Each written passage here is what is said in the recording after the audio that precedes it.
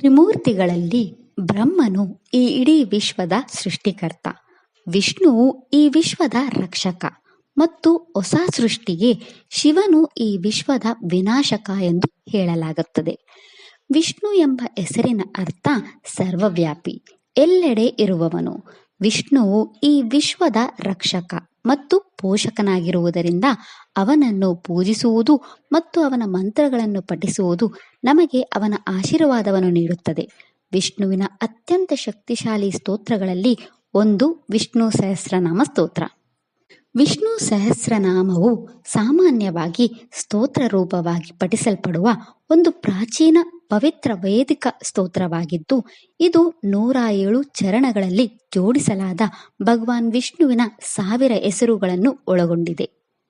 ಮಹಾವಿಷ್ಣು ಅಥವಾ ನಾರಾಯಣ ಎಂದು ಕರೆಯಲ್ಪಡುವ ಭಗವಾನ್ ವಿಷ್ಣುವು ಈ ಇಡೀ ವಿಶ್ವವನ್ನು ರಕ್ಷಿಸುತ್ತಾನೆ ಮತ್ತು ಸಂರಕ್ಷಿಸುತ್ತಾನೆ.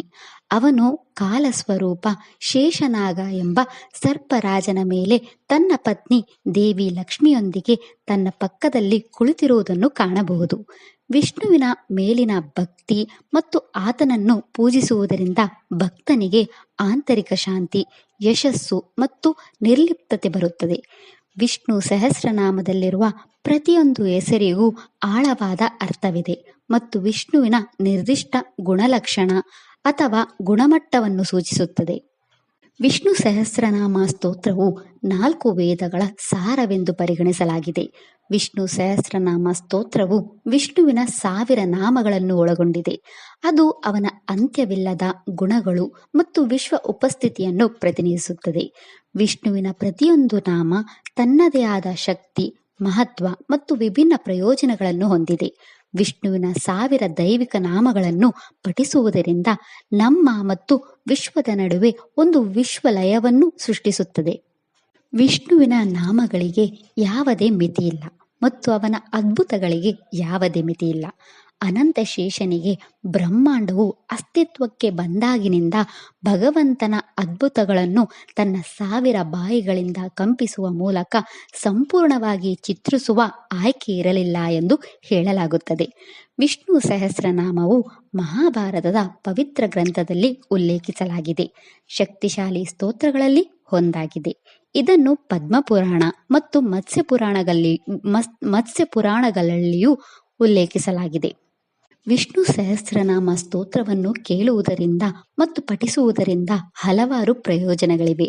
ಮಹಾಭಾರತದ ಅನುಶಾಸನ ಪರ್ವದಲ್ಲಿ ಈ ವಿಷ್ಣು ಸಹಸ್ರನಾಮವನ್ನು ಮೊದಲು ಭೀಷ್ಮ ಪಿತಾಮಹನು ಯುಧಿಷ್ಠಿರ ಮಹಾರಾಜನಿಗೆ ಪಠಿಸಿದನು. ಈಗ ಈ ವಿಷ್ಣು ಸಹಸ್ರನಾಮ ಸ್ತೋತ್ರದ ಮೂಲ ಅಥವಾ ಅದರ ಹಿಂದಿನ ಕಥೆಯನ್ನು ತಿಳಿದುಕೊಳ್ಳೋಣ. ವಿಷ್ಣು ಸಹಸ್ರನಾಮದ ಕಥೆಯು ಮಹಾಭಾರತ ಗ್ರಂಥದ ಅನುಶಾಸನ ಪರ್ವದಲ್ಲಿ ಪ್ರಾರಂಭವಾಗುತ್ತದೆ. ವಿಷ್ಣು ಸಹಸ್ರನಾಮ ಸ್ತೋತ್ರವನ್ನು ಭೀಷ್ಮ ಪಿತಾಮಹನು ಯುದ್ಧ ಭೂಮಿಯಲ್ಲಿ ಬಾಣಗಳ ಮರಣಶಯ್ಯೆಯ ಮೇಲೆ ಮಲಗಿ ಪಠಿಸಿದನು. ಭೀಷ್ಮ ಪಿತಾಮಹನು ಕೌರವ ಸೈನ್ಯದ ಸೇನಾಧಿಪತಿಯಾಗಿದ್ದನು. ಕುರುಕ್ಷೇತ್ರ ಯುದ್ಧದ ಮೊದಲ 10 ದಿನಗಳಲ್ಲಿ ಭೀಷ್ಮ ಪಿತಾಮಹನ ಬಲದಿಂದಾಗಿ ಪಾಂಡವರು ಕೌರವರನ್ನು ಸೋಲಿಸಲು ವಿಫಲರಾಗಿದ್ದರು. ಕುರುಕ್ಷೇತ್ರ ಯುದ್ಧದ 10 ದಿನಗಳ ನಂತರ ಪಾಂಡವರು ದೃಪದನ ಮಗಳು ಶಿಖಂಡಿನಿಯನ್ನು ಭೀಷ್ಮ ಪಿತಾಮಹನನ್ನು ಕೊಲ್ಲಲು ಕಳುಹಿಸಿದರು. ಭೀಷ್ಮನನ್ನು ಕೊಲ್ಲುವುದಾಗಿ ಪ್ರತಿಜ್ಞೆ ಮಾಡಿದ ಶಿಖಂಡಿನಿ ಭೀಷ್ಮ ಪಿತಾಮಹನನ್ನು ಕೊಲ್ಲಲು ದೊಡ್ಡ ತಪಸ್ಸು ಮಾಡಿದ್ದಳು. ಭೀಷ್ಮ ಪಿತಾಮಹನು ಯುದ್ಧ ಭೂಮಿಯಲ್ಲಿ ಶಿಖಂಡಿನಿಯನ್ನು ನೋಡಿದಾಗ ತನ್ನ ಆಯುಧಗಳನ್ನು ಬೆಳೆಸಿ ಅರ್ಜುನನಿಂದ ಬಾಣಗಳ ಹಾಸಿಗೆಯ ಮೇಲೆ ಮರಣಾಂತಕವಾಗಿ ಗಾಯಗೊಂಡರು. ಅವರ ದೇಹವು ಬಾಣಗಳಿಂದ ಚುಚ್ಚಲ್ಪಟ್ಟಿದ್ದರೂ ಅವರ ಆತ್ಮವು ಬಲವಾಗಿತ್ತು. ಭೀಷ್ಮನು ಬಾಣಗಳ ಹಾಸಿಗೆಯ ಮೇಲೆ ಮಲಗಿ ತಮ್ಮ ಸಾವಿಗೆ ಉತ್ತರಾಯಣದ ಶುಭ ಸಮಯಕ್ಕಾಗಿ ಕಾದಿದ್ದರು. ಕುರುಕ್ಷೇತ್ರ ಯುದ್ಧದ ನಂತರ ರಾಜ ಯುಧಿಷ್ಠಿರನಿಗೆ ತಪ್ಪಿತಸ್ಥ ಭಾವನೆ ಮತ್ತು ಗೊಂದಲ ಉಂಟಾಯಿತು. ಅವರು ಶ್ರೀಕೃಷ್ಣ ಮತ್ತು ಇತರ ಪಾಂಡವರೊಂದಿಗೆ ಭೀಷ್ಮ ಪಿತಾಮಹರನ್ನು ಸಂಪರ್ಕಿಸಿ ಅತ್ಯುನ್ನತ ಧರ್ಮದ ಬಗ್ಗೆ ಮಾರ್ಗದರ್ಶನ ಪಡೆಯಲು ಬಯಸಿದರು. ಅವನು ಶಾಂತಿ ಮತ್ತು ಮುಕ್ತಿಗೆ ಕಾರಣವಾಗುವ ಮಾರ್ಗವನ್ನು ತಿಳಿದುಕೊಳ್ಳಲು ಬಯಸಿದ್ದರು. ಶ್ರೀಕೃಷ್ಣನ ಜೊತೆಯಲ್ಲಿ ರಾಜ ಯುಧಿಷ್ಠಿರನು ಭೀಷ್ಮ ಪಿತಾಮಹರನ್ನು ವಿನಮ್ರವಾಗಿ ಕೇಳಿದನು, ಈ ಇಡೀ ವಿಶ್ವದಲ್ಲಿ ಸರ್ವೋಚ್ಚ ಜೀವಿ ಯಾರು? ಮಾನವನ ಅಂತಿಮ ಆಶ್ರಯ ಯಾರು? ಯಾರನ್ನು ಪೂಜಿಸುವುದರಿಂದ ನಮಗೆ ಶಾಂತಿ ಮತ್ತು ಯಶಸ್ಸನ್ನು ಪಡೆಯಬಹುದು? ಪರಿಶುದ್ಧತೆಯ ಅಂತಿಮ ಸ್ಥಿತಿಯನ್ನು ಪಡೆಯುವ ಮಾರ್ಗ ಯಾವುದು? ಎಲ್ಲ ಜೀವಿಗಳಿಗೆ ಶ್ರೇಷ್ಠ ಧರ್ಮ ಯಾವುದು? ಈ ಪ್ರಪಂಚದ ಸಮಸ್ಯೆಗಳಿಂದ ನಮ್ಮನ್ನು ಮುಕ್ತಗೊಳಿಸಲು ನಾವು ಯಾರನ್ನು ಕರೆಯಬೇಕು? ಬಾಣಗಳ ಮರಣಶಯ್ಯೆಯ ಮೇಲೆ ಮಲಗಿದ್ದ ಭೀಷ್ಮ ಪಿತಾಮಹ ರಾಜ ಯುಧಿಷ್ಠಿರನ ಪಕ್ಕದಲ್ಲಿ ನಿಂತಿದ್ದ ಶ್ರೀಕೃಷ್ಣನನ್ನು ನೋಡಿ ಮುಗುಳ್ನಗುತ್ತಾ, ನಿನ್ನನ್ನು ನನ್ನ ಹತ್ತಿರಕ್ಕೆ ತಂದ ಭಗವಂತನೇ ಈ ಇಡೀ ವಿಶ್ವದ ಪರಮಪ್ರಭು ಎಂದು ಹೇಳಿದನು. ಭೀಷ್ಮ ಪಿತಾಮಹ ರಾಜ ಯುಧಿಷ್ಠಿರನಿಗೆ ಶ್ರೀಕೃಷ್ಣನು ವಿಷ್ಣುವಿನ ಅವತಾರ ಎಂದು ಹೇಳಿದನು.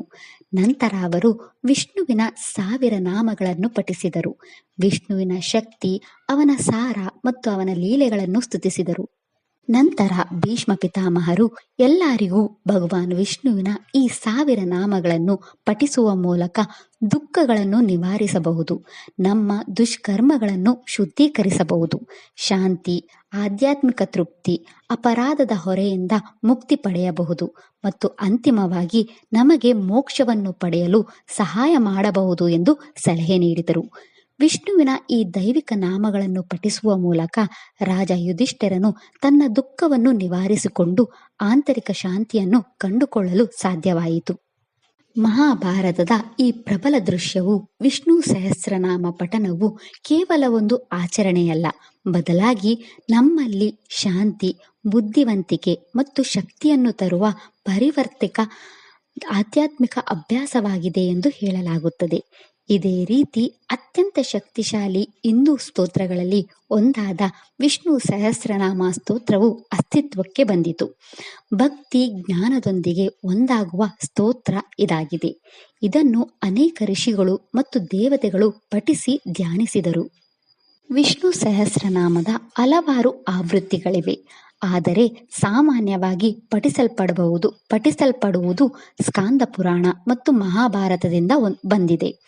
ವಿಷ್ಣು ಸಹಸ್ರನಾಮ ಸ್ತೋತ್ರದಲ್ಲಿ ಭಗವಾನ್ ವಿಷ್ಣುವಿನ ಪ್ರತಿ 1000 ನಾಮಗಳು ಒಂದು ವಿಶಿಷ್ಟವಾದ ದೈವಿಕ ಗುಣ, ಅವನ ಕರುಣೆ, ಬುದ್ಧಿವಂತಿಕೆ ಮತ್ತು ವಿಶ್ವ ಕಾರ್ಯಗಳನ್ನು ಪ್ರತಿಬಿಂಬಿಸುತ್ತದೆ. ವಿಷ್ಣುವಿನ ಈ 1000 ನಾಮಗಳನ್ನು ಪಠಿಸುವುದು ಭಕ್ತಿಯ ಕ್ರಿಯೆಯಾಗಿದೆ. ಇದು ಭಗವಾನ್ ವಿಷ್ಣುವಿನಲ್ಲಿ ವ್ಯಕ್ತೀಕರಿಸಲ್ಪಟ್ಟ ಬ್ರಹ್ಮಾಂಡದ ಅನೇಕ ಅಂಶಗಳ ಮೂಲಕ ಧ್ಯಾನಸ್ಥ ಪ್ರಯಾಣವಾಗಿದೆ. ವಿಷ್ಣು ಸಹಸ್ರನಾಮ ಸ್ತೋತ್ರವನ್ನು 3 ಹಂತಗಳಲ್ಲಿ ವಿಂಗಡಿಸಲಾಗಿದೆ. ಮೊದಲನೆಯದು ಪೂರ್ವ ಪೀಠಿಕಾ. ಇದು ರಾಜ ಯುಧಿಷ್ಠಿರ ಮತ್ತು ಭೀಷ್ಮ ಪಿತಾಮಹನ ನಡುವಿನ ಸಂಭಾಷಣೆಯನ್ನು ವಿವರಿಸುತ್ತದೆ. ಎರಡನೆಯದು ವಿಷ್ಣುವಿನ 1000 ನಾಮಗಳನ್ನು ಒಳಗೊಂಡಿರುವ ಸ್ತೋತ್ರ ಭಾಗವಾಗಿದೆ. ಮತ್ತು ಕೊನೆಯದು ವಿಷ್ಣು ಸಹಸ್ರನಾಮ ಸ್ತೋತ್ರದ ಫಲಶ್ರುತಿಯನ್ನು ಒಳಗೊಂಡ ಉತ್ತರ ಪೀಠಿಕೆಯಾಗಿದೆ. ವಿಷ್ಣು ಸಹಸ್ರನಾಮ ಸ್ತೋತ್ರವನ್ನು 3 ವಿಧಗಳಲ್ಲಿ ಪಠಿಸಬಹುದು. ಮೊದಲನೆಯದಾಗಿ, ಇದನ್ನು ವಿಷ್ಣುವಿನ ಪೂಜೆ ಮಾಡುವಾಗ ಪ್ರತಿಯೊಂದು ನಾಮಕ್ಕೂ ತುಳಸಿ ಎಲೆಗಳನ್ನು ಅರ್ಪಿಸುವ ಮೂಲಕ ಪಠಿಸಬಹುದು. ಎರಡನೆಯದಾಗಿ, ತುಳಸಿ ಜಪಮಾಲೆಯೊಂದಿಗೆ ಪಠಿಸಬಹುದು. ತುಳಸಿ ಅಥವಾ ಸ್ಫಟಿಕ ಜಪಮಾಲೆಯನ್ನು ಬಳಸಿಕೊಂಡು ವಿಷ್ಣುವಿನ ಪ್ರತಿಯೊಂದು ನಾಮವನ್ನು ಪಠಿಸಬಹುದು. ಮತ್ತು ಮೂರನೆಯದಾಗಿ, ಇದನ್ನು ಪ್ರತಿದಿನ ಪಾರಾಯಣ ರೂಪದಲ್ಲಿ ಪಠಿಸಬಹುದು. ಯಾವುದೇ ರೀತಿಯ ಪಠಣದಲ್ಲಿ ಅದು ನಮ್ಮನ್ನು ದೈವಿಕತೆಗೆ ಸಂಪರ್ಕಿಸುತ್ತದೆ. ವಿಷ್ಣು ಸಹಸ್ರನಾಮವನ್ನು ಪಠಿಸಲು ಸರಿಯಾದ ಮಾರ್ಗವೆಂದರೆ ವಿಷ್ಣುವಿನ ಪ್ರತಿಯೊಂದು ನಾಮದ ಅರ್ಥವನ್ನು ಅರ್ಥ ಮಾಡಿಕೊಳ್ಳುವುದು ಮತ್ತು ಅದರ ಮೇಲೆ ಧ್ಯಾನ ಮಾಡುವುದು. ಭಕ್ತಿಯಿಂದ ಸ್ತೋತ್ರವನ್ನು ಮನಸ್ಸಿನಿಂದ ಪಠಿಸುವುದರಿಂದ ವಿಷ್ಣು ಸಹಸ್ರನಾಮ ಸ್ತೋತ್ರದ ಅಪಾರ ಪ್ರಯೋಜನಗಳನ್ನು ಪಡೆಯಲು ನಮಗೆ ಸಹಾಯ ಮಾಡುತ್ತದೆ. ನಾವು ಅತ್ಯಂತ ಭಕ್ತಿ ಮತ್ತು ಏಕಾಗ್ರತೆಯಿಂದ ವಿಷ್ಣುವಿನ ನಾಮಗಳನ್ನು ಪಠಿಸಬೇಕು. ಹಾಗೆ ಮಾಡುವುದರಿಂದ ಮೋಕ್ಷ ಪಡೆಯಬಹುದು ಎಂಬುದು ಒಂದು ನಂಬಿಕೆ. ವಿಷ್ಣುವಿನ 1000 ನಾಮಗಳ ಪ್ರತಿಯೊಂದು ನಾಮ ಒಂದು ವಿಶ್ವಕಂಪನವನ್ನು ಬಹಿರಂಗಪಡಿಸುತ್ತದೆ. ವಿಷ್ಣುವಿನ ಈ 1000 ನಾಮಗಳನ್ನು ಪಠಿಸಿದಾಗ ಅದು ನಮ್ಮ ಮನಸ್ಸನ್ನು ಶುದ್ಧೀಕರಿಸುತ್ತದೆ ಮತ್ತು ನಂಬಿಕೆಯನ್ನು ಸಾಕ್ಷಾತ್ಕಾರವಾಗಿ ಪರಿವರ್ತಿಸುವ ವಿಷ್ಣುವಿನ ಶಾಶ್ವತ ಶಕ್ತಿಯೊಂದಿಗೆ ನಮ್ಮನ್ನು ಜೋಡಿಸುತ್ತದೆ. ಶ್ರೀ ಗುರು ಆದಿಶಂಕರಾಚಾರ್ಯರ ಪ್ರಕಾರ ವಿಷ್ಣು ಸಹಸ್ರನಾಮ ಸ್ತೋತ್ರವು ಭಕ್ತಿಯ ಸ್ತೋತ್ರ ಮತ್ತು ತಾತ್ವಿಕ ಧ್ಯಾನ ಎರಡೂ ಆಗಿದೆ. ಈ ಬ್ರಹ್ಮಾಂಡದ ರಕ್ಷಕನಾಗಿ ಭಗವಾನ್ ವಿಷ್ಣುವು ತನ್ನ ಭಕ್ತರಿಗೆ ದೈವಿಕ ರಕ್ಷಣೆಯನ್ನು ನೀಡುತ್ತಾನೆ.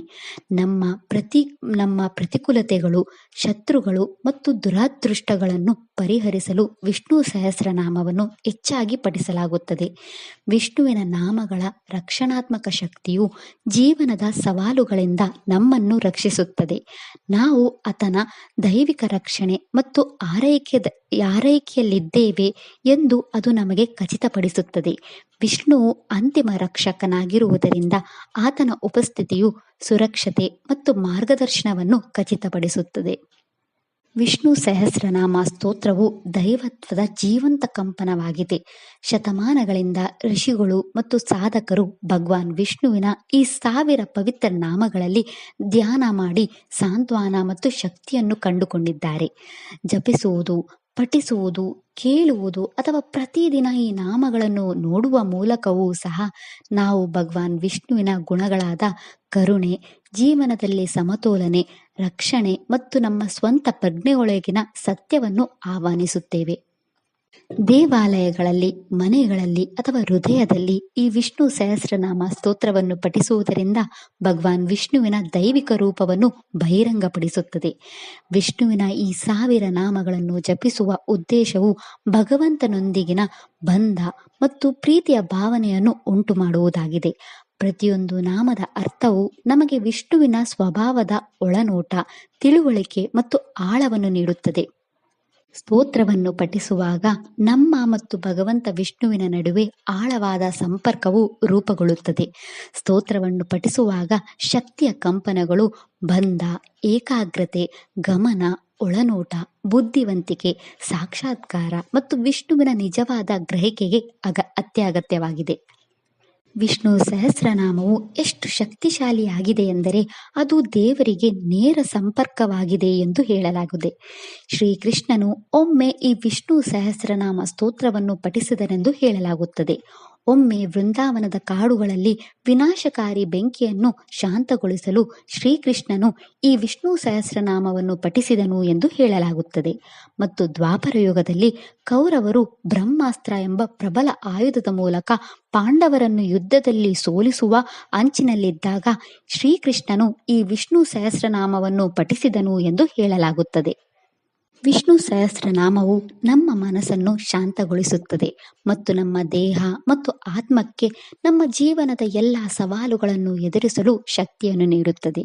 ಇದು ನಮ್ಮ ಜೀವನದಿಂದ ಎಲ್ಲ ಅಡೆತಡೆಗಳನ್ನು ತೆಗೆದುಹಾಕುತ್ತದೆ ಮತ್ತು ನಮ್ಮ ಆರ್ಥಿಕ ಸಮಸ್ಯೆಗಳಿಂದ ಮುಕ್ತರಾಗಲು ಸಹಾಯ ಮಾಡುತ್ತದೆ. ಇದು ನಮ್ಮ ಜೀವನದುದ್ದಕ್ಕೂ ನಮ್ಮನ್ನು ಪವಿತ್ರ ಮತ್ತು ಸದ್ಗುಣಶೀಲರನ್ನಾಗಿ ಮಾಡುತ್ತದೆ. ಅದರಿಂದ ಒಬ್ಬರು ಇದನ್ನು ಪ್ರತಿದಿನ ಜಪಿಸಬೇಕು. ಈ ಸ್ತೋತ್ರವನ್ನು ಭಕ್ತಿ ಮತ್ತು ನಂಬಿಕೆಯಿಂದ ನಿಯಮಿತವಾಗಿ ಪಠಿಸುವುದರಿಂದ ಒತ್ತಡ, ದುಃಖ ಮತ್ತು ನೋವಿನಿಂದ ಮುಕ್ತಿ ಸಿಗುತ್ತದೆ. ಇದು ಕುಟುಂಬಕ್ಕೆ ಸಮೃದ್ಧಿಯನ್ನು ತರುತ್ತದೆ ಎಂದು ಹೇಳಲಾಗುತ್ತದೆ. ವಿಷ್ಣುವಿನ ಆಶೀರ್ವಾದವು ಪರಮ ಸತ್ಯವನ್ನು ಅರ್ಥ ಮಾಡಿಕೊಳ್ಳಲು ಸಹಾಯ ಮಾಡುತ್ತದೆ. ವಿಷ್ಣು ಸಹಸ್ರನಾಮ ಪಠಣವು ನಮ್ಮ ಆಂತರಿಕ ಶಾಂತಿ ಮತ್ತು ಬುದ್ಧಿವಂತಿಕೆಯನ್ನು ಸಾಧಿಸಲು ಸಹಾಯ ಮಾಡುತ್ತದೆ. ಇದು ವಿಷ್ಣುವಿನ ಮೇಲಿನ ನಮ್ಮ ಭಕ್ತಿಯನ್ನು ಆಳಗೊಳಿಸುತ್ತದೆ. ಇದು ನಮ್ಮೊಳಗಿನ ಸಾವಿನ ಭಯವನ್ನು ತೆಗೆದುಹಾಕುತ್ತದೆ.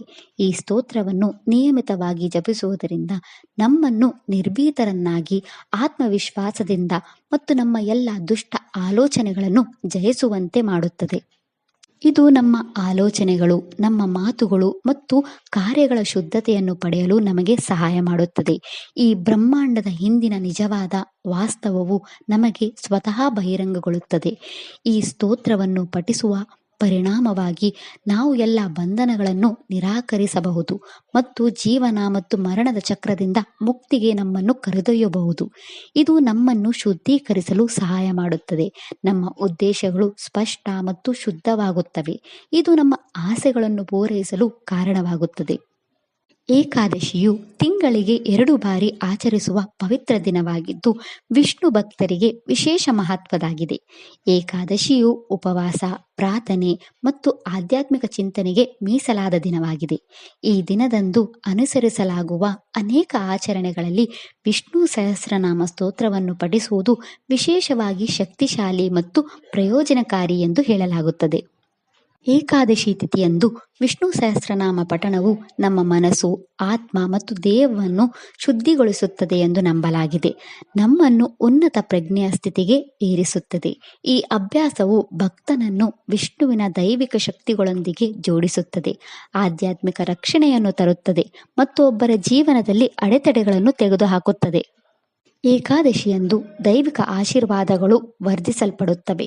ಇದು ವಿಷ್ಣು ಸಹಸ್ರನಾಮವನ್ನು ಪಠಿಸಲು ಮತ್ತು ಆಧ್ಯಾತ್ಮಿಕ ಮತ್ತು ಭೌತಿಕ ಸಮೃದ್ಧಿಯನ್ನು ಪಡೆಯಲು ಸೂಕ್ತ ಸಮಯವಾಗಿದೆ. ಏಕಾದಶಿಯಂದು ವಿಷ್ಣುವಿನ ನಾಮಗಳನ್ನು ಜಪಿಸುವ ಅಭ್ಯಾಸವು ದೇವರೊಂದಿಗಿನ ನಮ್ಮ ಸಂಪರ್ಕವನ್ನು ಬಲಪಡಿಸಲು ಸಹಾಯ ಮಾಡುತ್ತದೆ. ಜಪ ಮಾಡುವಾಗ ಸೃಷ್ಟಿಯಾಗುವ ಪವಿತ್ರ ಕಂಪನಗಳು ನಮ್ಮ ಆಧ್ಯಾತ್ಮಿಕ ಅಭ್ಯಾಸವನ್ನು ಉನ್ನತೀಕರಿಸುತ್ತದೆ. ವಿಷ್ಣುವಿನೊಂದಿಗೆ ನಮ್ಮ ಸಂಪರ್ಕವನ್ನು ಗಾಢಗೊಳಿಸುತ್ತದೆ.